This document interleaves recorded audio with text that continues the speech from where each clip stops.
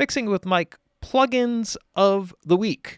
Now, what I have here is I'm just going to kind of quick give you an overview of the Waves eMo series processors. The D5, the dynamics processor, the Q4 EQ, the F2 filter, and the generator. Now, this is primarily designed for live sound, but there is a video that runs parallel to this, which you can check out, where I do a little mixing session here, and that's kind of what you see here is the leftovers from that.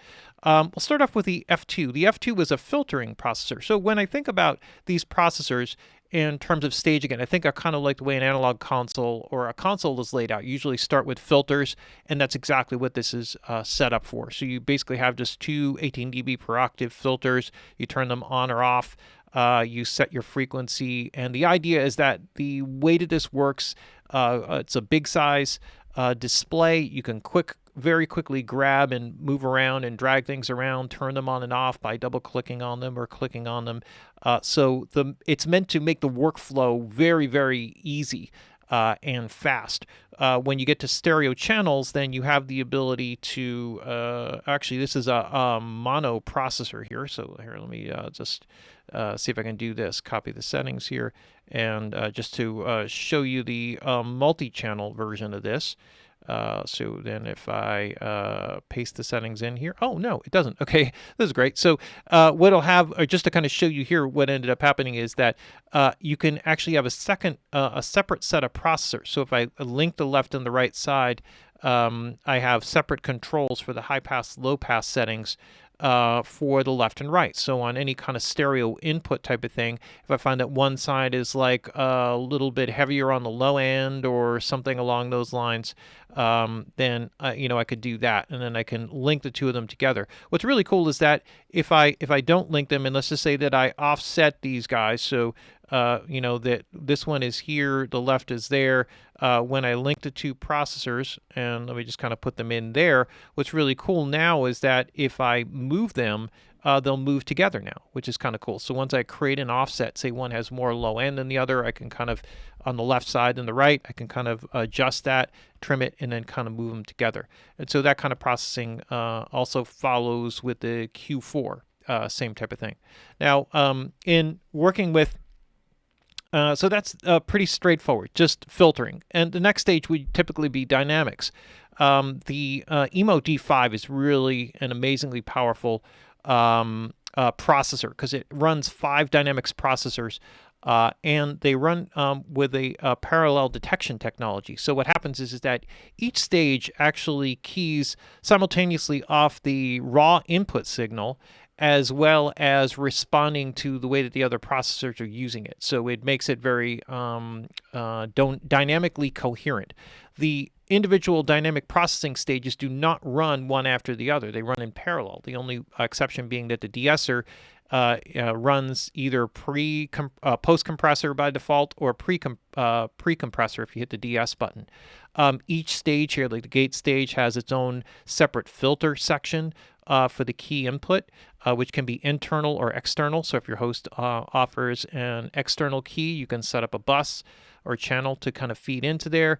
And then you could see the processors here. Once you kind of have them, you could set up your filtering so that it keys properly the gate, and then you can link them together, which is kind of cool. So you can kind of move them together once you kind of get them set up the way that you like. And then the key can be enabled. You can monitor the key signal by here, so you can listen to what it is that you're doing there. All really amazing. It has an expander and a gate, has an open and a close threshold. So if you engage it, you'll actually see that in the processing here. So there is, let's set down the close threshold. So the thresholds are actually very low. So let me kind of move the thresholds up. You see it displayed here. And then I have a close threshold. So this would be the open threshold, close threshold, and this is showing gain reduction. Attack and release times, hold, and then you could kind of set the floor, right? So how far down that you want it to go. So it's really cool, very powerful in terms of the way that works. The compressor is also very cool, 3 different knee settings. Now all this is meant to be, it's very low CPU load, and it's all meant to work and operate very quickly. So you got a lot of processors here, like all kind of working together. Ratio, attack, release. You got an auto release setting. Again, you got a separate key section for that, so you can put that in. And then there's a limiter section which runs with this. Also with the compressor section, which is cool, you have a compression mix. So you can run parallel with the compression, but use all the other processors without that parallel. So in other words, you could run the gate completely independent of the compression mix. So you can run into a heavy compression type of thing here, and use the compress mix for that, separate makeup gain. And then you got a limiter, the leveler, which is really cool. The leveler allows you to kind of balance out the different sections. So let's see if I can call up a section of the song here where that occurs, and I'll just kind of show you very quickly, because that's kind of a cool one.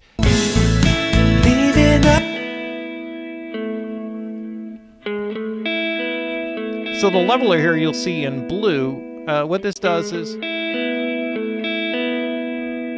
it can kind of even out the gain or the fluctuations. So if I want to take any sound and kind of smooth it out, like sometimes like string sounds and things like that can kind of envelope a little bit too much, and this can give you the ability to sort of control it. So think of it as like an RMS style compression, where it's a very slow attack and a very slow release.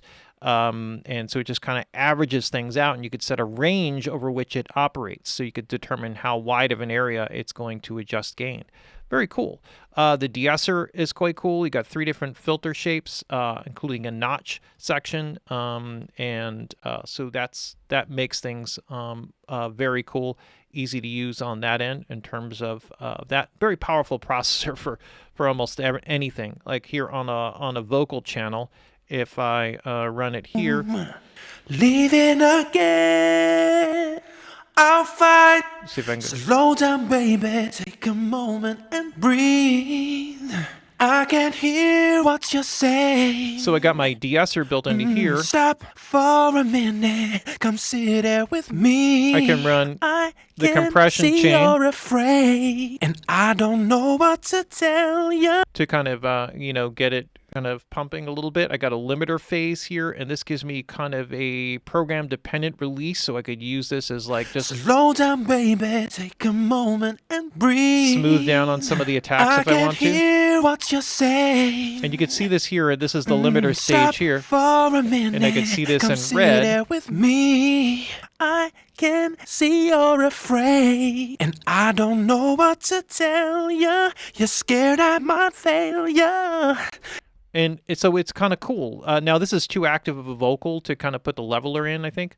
But overall, you could do this. You could even set up an expander here to kind of pull down noise in between, which is kind of cool. It's, yeah, a very powerful processor. Again, very transparent, so it's not really affecting the tonal character or sound of anything in terms of the music, but works very, very well.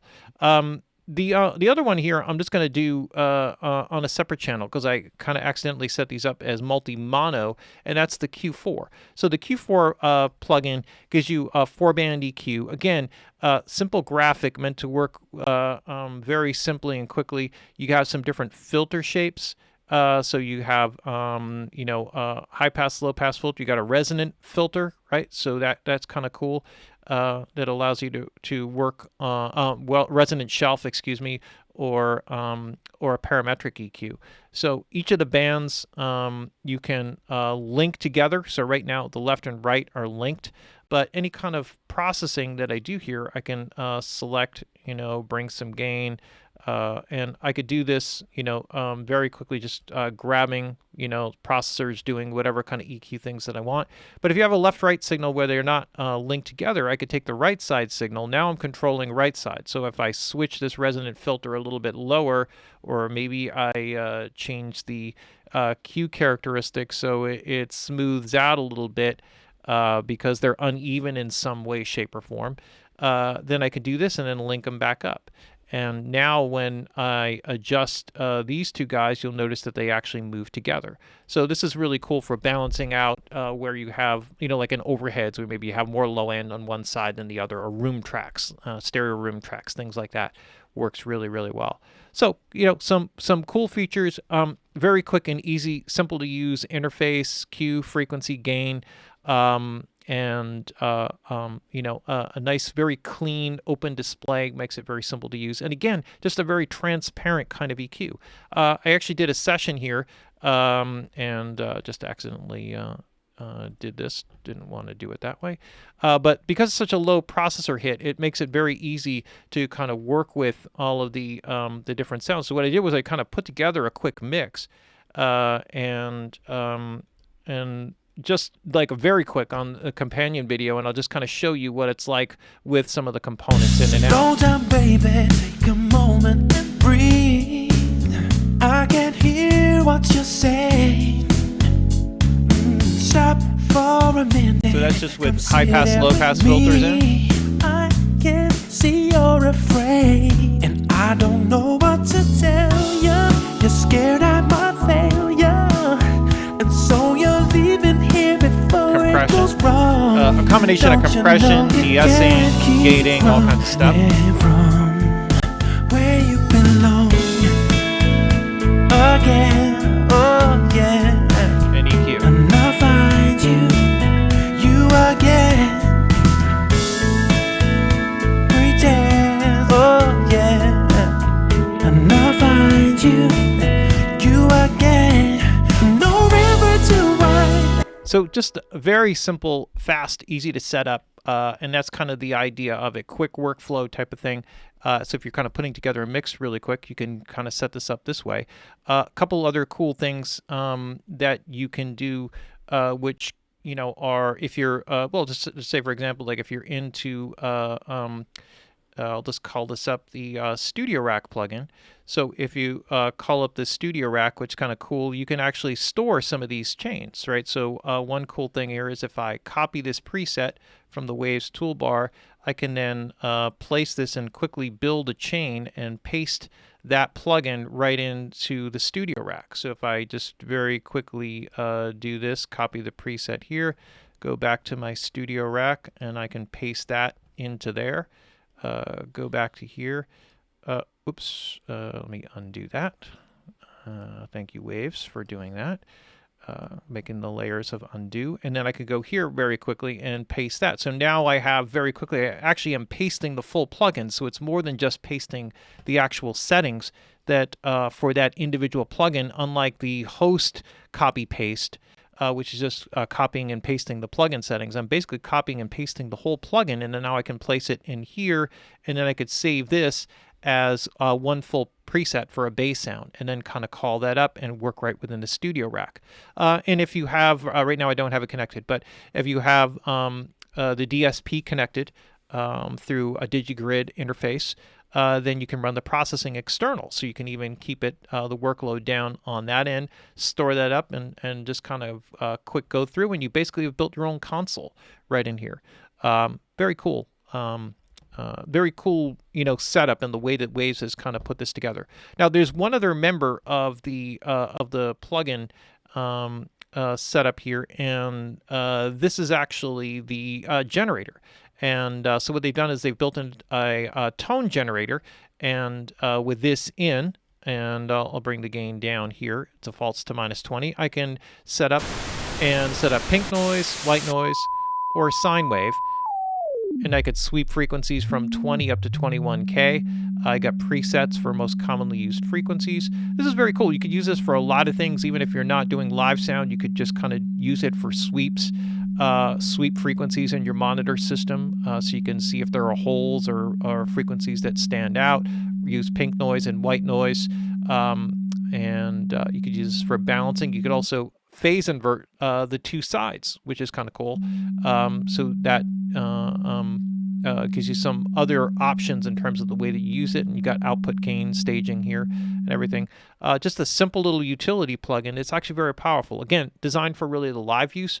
but also can be valuable in the studio in terms of running your own setup. So the eMo series of plugins, kind of cool. You can use them for music, not just in studio stuff for mixing and all of that, and not just for live sound. But if you use it in a live sound thing, there are zero latency plugins, very light on the CPU, and this gives you the freedom to kind of stack up on your analog, more heavy duty kind of analog emulations.